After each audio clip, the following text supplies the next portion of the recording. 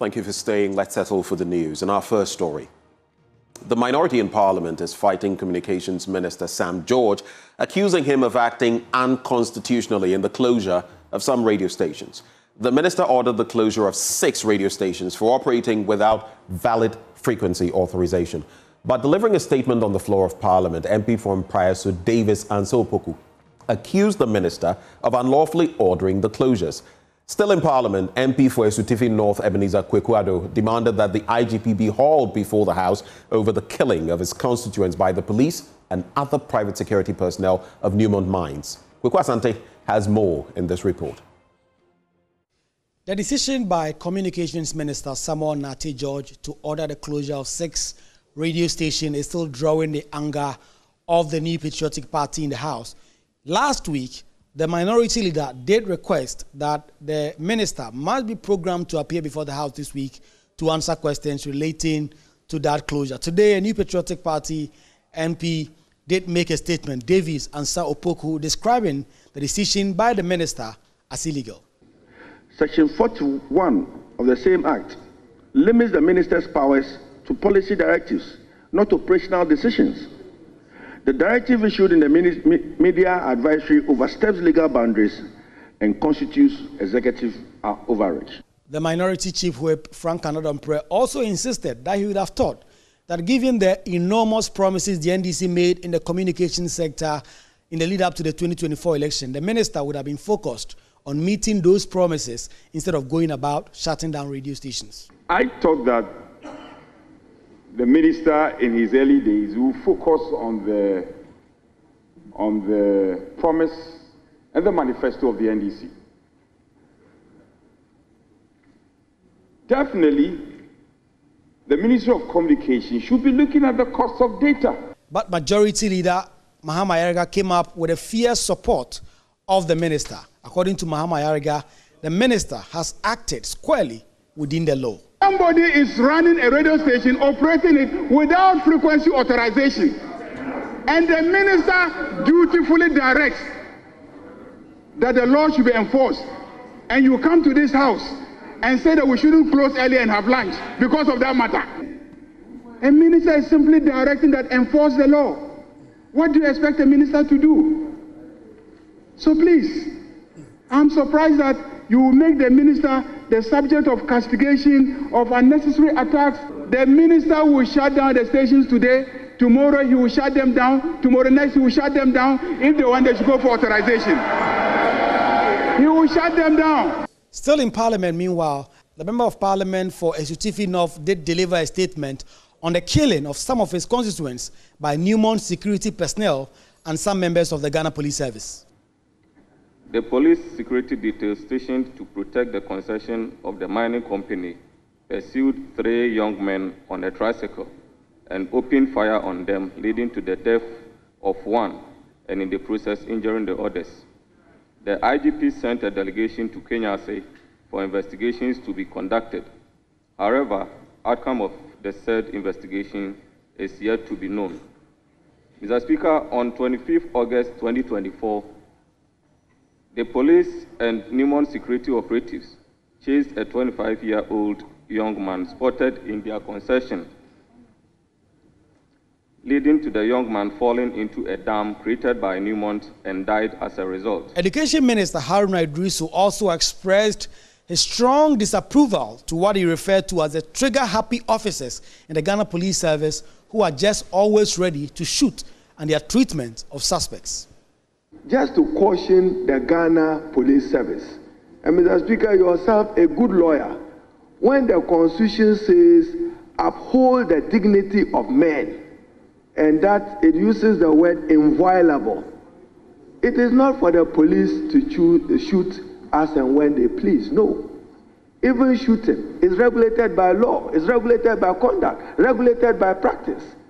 This trigger-happy a portion of them who get trigger happy, they get somebody, they start slapping.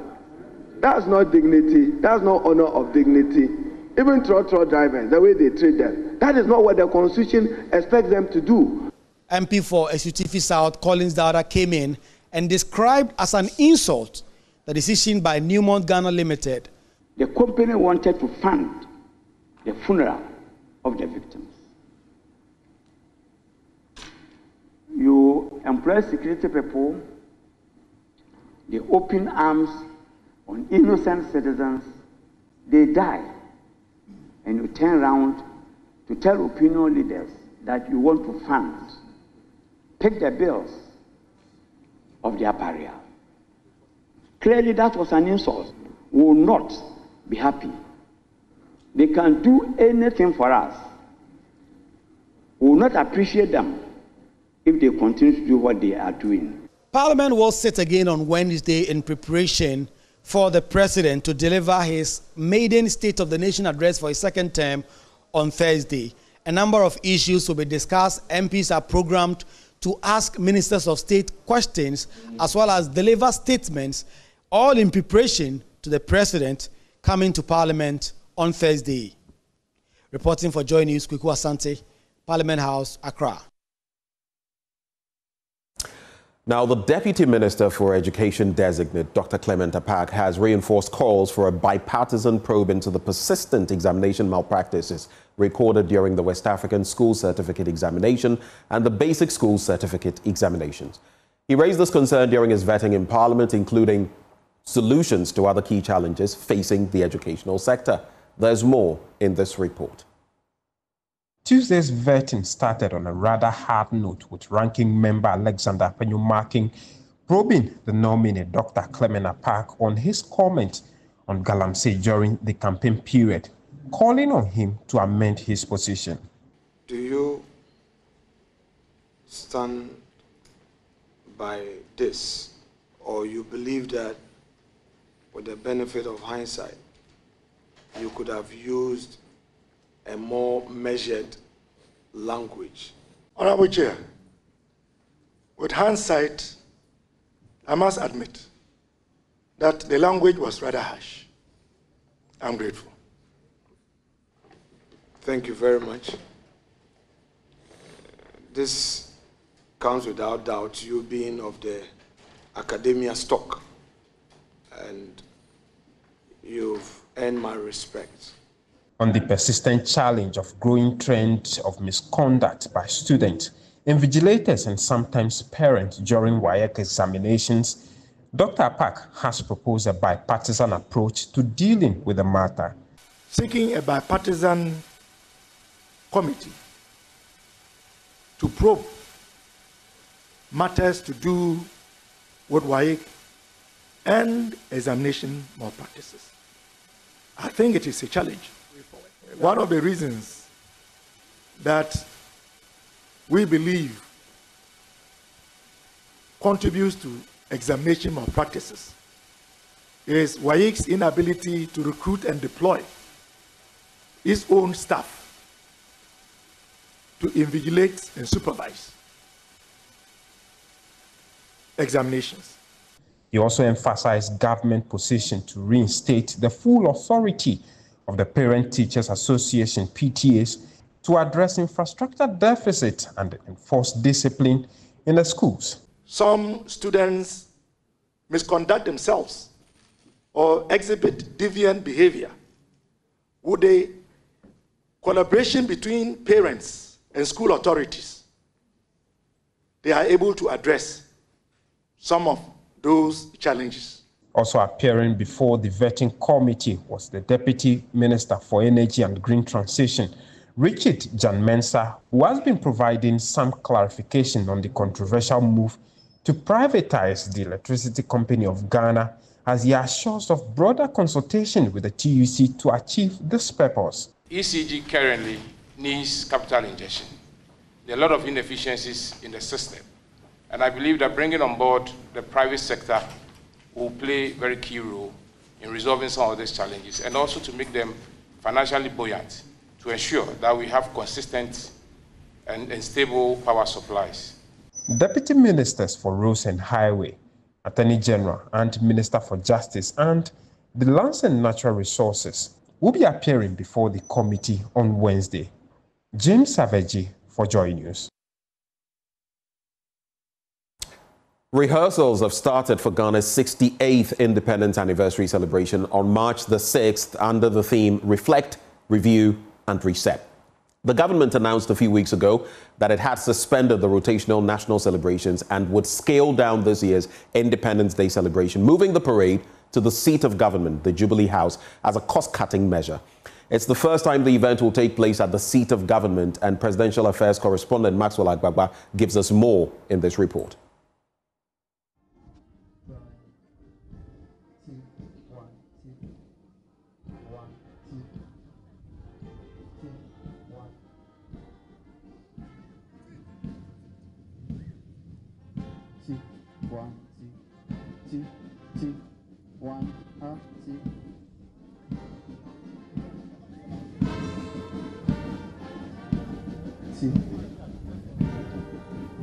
Ghana has traditionally hosted her Independence Day celebrations at the Blaster Square.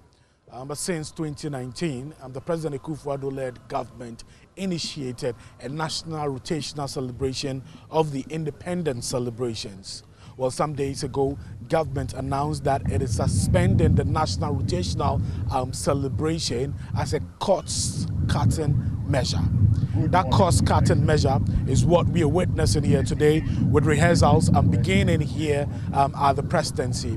So on the 6th of March, the National Independence Day celebration will be taking place at the forecourt of the seat of government, the Jubilee House, and rehearsals are underway right now. Some activities scheduled for the Independence Day celebrations. We have the nationwide school quiz competition, which is on March 2, 2025. But we have the commemoration of the 28th February crossroad shooting, which will take place on February 28, 2025. Now, finals of a nationwide debates competition on Tuesday, March 4, 2025. President School Children Awards program would happen on Wednesday, March 5th, 2025, and then the ceremonial parade at the forecourt of the presidency on Thursday, March 6th, 2025. Principal State Attorney at the Office of the Attorney General and Ministry of Justice, that is in the Upper West region, lawyer Saeed Abdul Shakur, has issued a stern warning to illicit drug peddlers in the region, urging them to desist from the practice or face the full rigors of the law. He emphasized that the illegal drug trade was destroying the lives of many young people in the region and had to be curbed. Lawyer Saeed made these remarks during the 6th health walk organized by the Jonjo Palace, a youth camp in the Wa municipality. Joy News' Upper West regional correspondent Rafiq Salam now reports. It is that month of the year again where mass of youth from the Wa municipality and the region at large converge at Jengberi, a suburb of Wa, for the annual youth health walk, codenamed Walk with Jonjo. It is the biggest apolitical, non-religious and non-ethnic outdoor event in the region and attended by over 80 different youth camps from the region.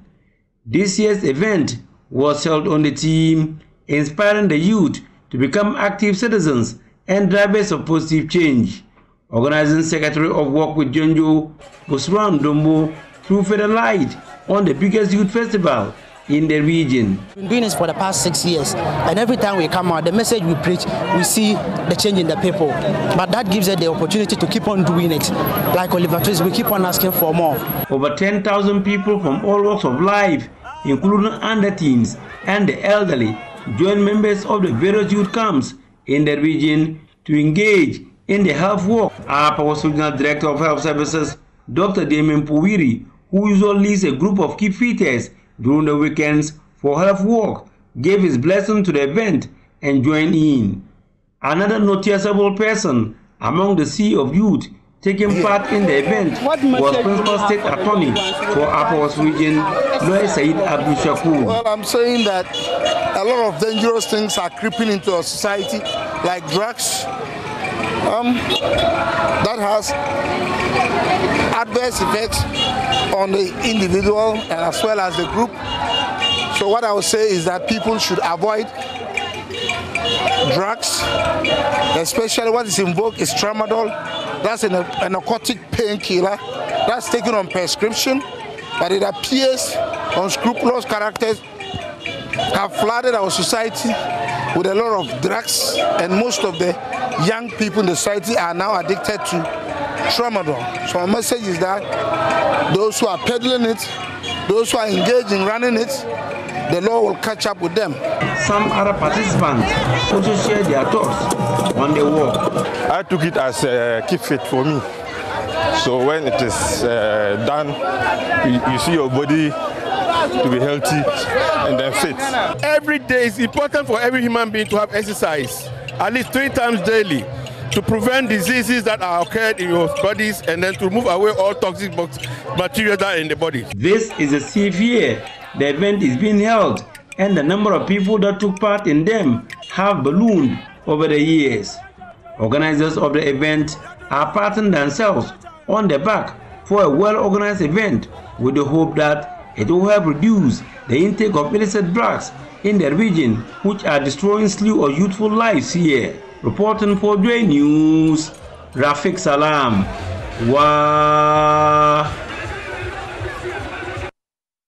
Let's turn our gaze now to Ghana's roads, which are increasingly burdened by traffic congestion, affecting productivity and daily commutes.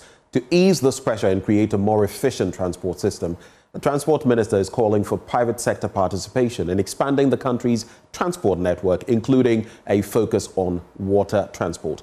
Jennifer August reports.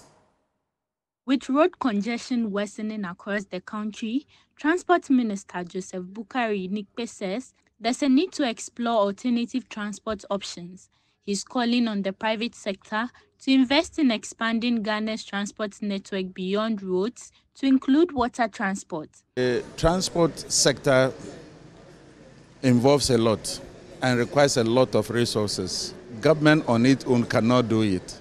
So we are always looking for worthy partners to partner government in the transport delivery. If you talk of the rail, it's very expensive, and government and its capacity now do not have the resources to undertake the rail projects. So if you talk of my ministry, it is one of the areas that we are in search, or we are open for private investors to come and help improve upon the transport sector. As part of this vision, the Ghana Maritime Authority is stepping up efforts to create jobs in the maritime sector. Director General Dr. Kamaldeen Ali believes the industry has the potential to boost employment, particularly in the cruise sector. Crew drive is a very important thing. There are countries in this world that are, I will use the word, cashing on crew, which means that they have huge number of crew that are working on ships. Ghana, we have that potential. So in fulfilling the mandate of the ministry, and the minister have already told you his commitment to creating jobs, and which links up to the president's commitment to increase jobs. But we intend to make sure that we put a drive on crew employment and maritime sector employment so that we increase the employability within our maritime sector. The Transport Ministry and the Ghana Maritime Authority agreed to collaborate to ensure a more integrated and efficient transport network, leveraging water transport to ease road congestion and enhance economic opportunities in the maritime sector. Jennifer August's report, read to you. Despite being one of Ghana's most resource-rich regions, the Western region continues to grapple with challenges in infrastructure, job creation, and environmental sustainability. At a high-level regional development dialogue in Takoradi, stakeholders from government, traditional leadership, and industry called for urgent action to redefine the region's development agenda. Natalia Kwanta has more. The Western Region Development Dialogue brought together key players to discuss the future of Ghana's economic powerhouse, with over 50% of Ghana's national wealth generated from this region. Concerns were raised about why local communities are still struggling with unemployment, infrastructure deficits, and environmental degradation. A major highlight of the event was the call for technical and vocational expertise. Former Public Enterprise Minister Joseph Kujo challenged workers to become true professionals, not half-baked artisans, stressing that Ghana's workforce must master their craft if the region is to develop. So we have skilled labor that are work best at best at top level, top. When they come and work for you, you see this as a profession. From mechanics to masonry to tiling to painting to anything. But as a person does the poor job, wants the best pay, the two of us, we are keeping our eyes on that.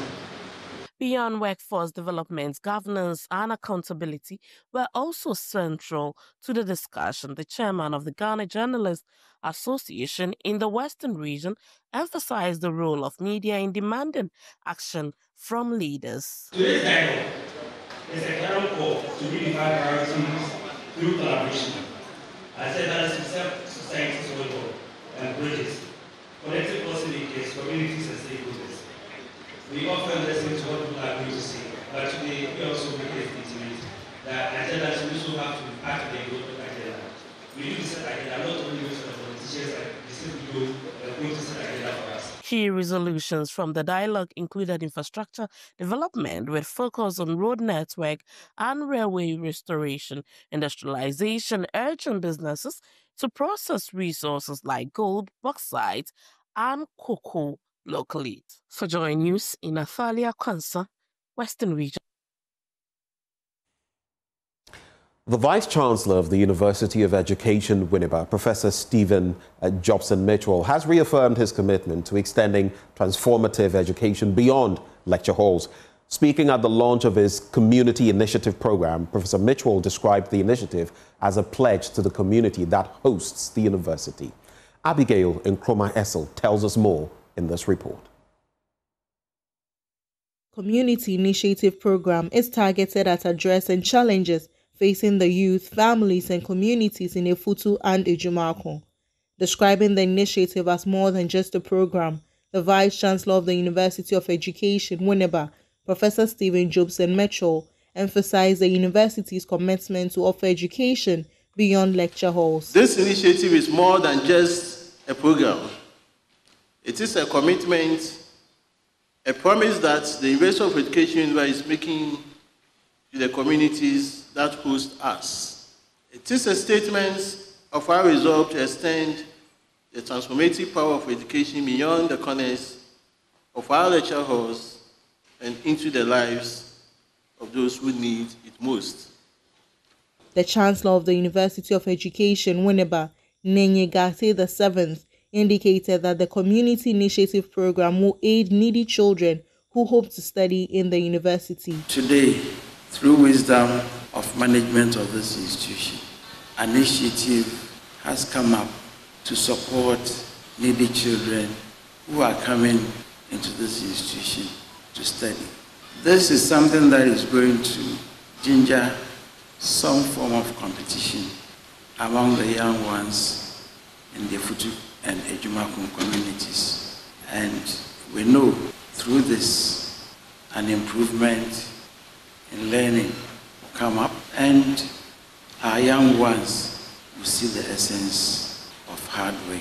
The guest speaker and senior vice president of Group Indum, Nana Ofori-Owusu, also had this to say about the Vice-Chancellor's initiative. The University of Winneba cannot achieve this ambitious goal alone. Your support, we are calling on individuals, businesses, and organizations to join us in this worthy cause. We aim to raise 1 million Ghana cedis annually to ensure the sustainability and impact of this vital research-informed program. From Winneba, Abigail Nkrumah Essel's report for Joy News.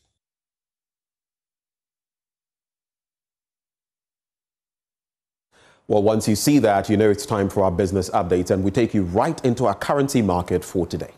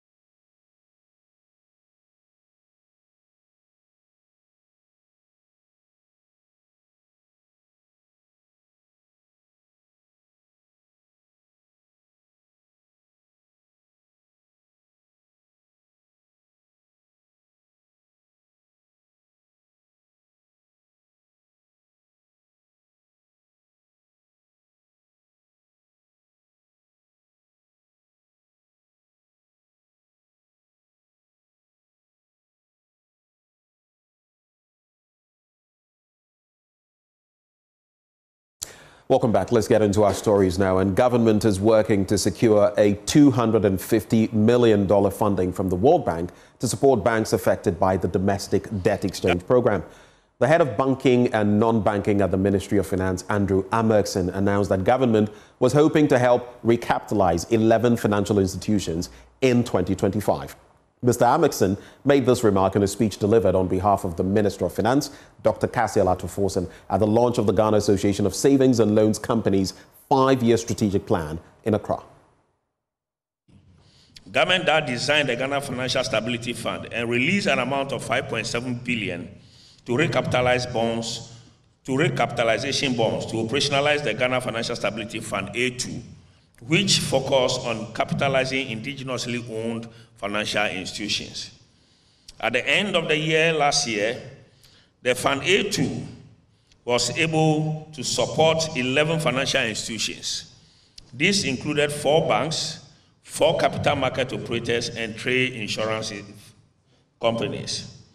Government has also engaged with the World Bank for a loan facility of $250 million to support the recapitalization of banks and SDIs through the World Bank-funded Ghana Financial Stability Project.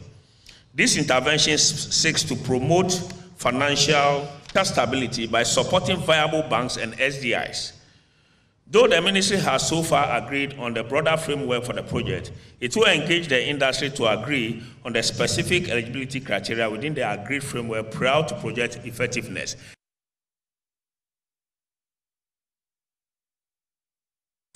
Now, the majority leader in Parliament, Mahama Ayariga, has called on the international business community to divert their investments to Ghana.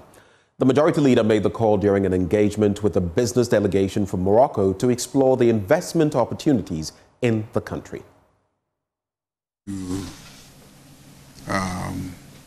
Create jobs, build a strong economy, and improve the living conditions of our people. We do realize that we can't do this alone. We need strong partners. We need partners at home and partners abroad. And so anytime we see business delegations like you express confidence in Ghana and even come to see, we are excited. There are many countries that you know of, but you haven't gone there to see what opportunities are there. To take a decision to come and see the opportunities that are here is a stamp of confidence. Well, from there we head to how the commodities are trading for today.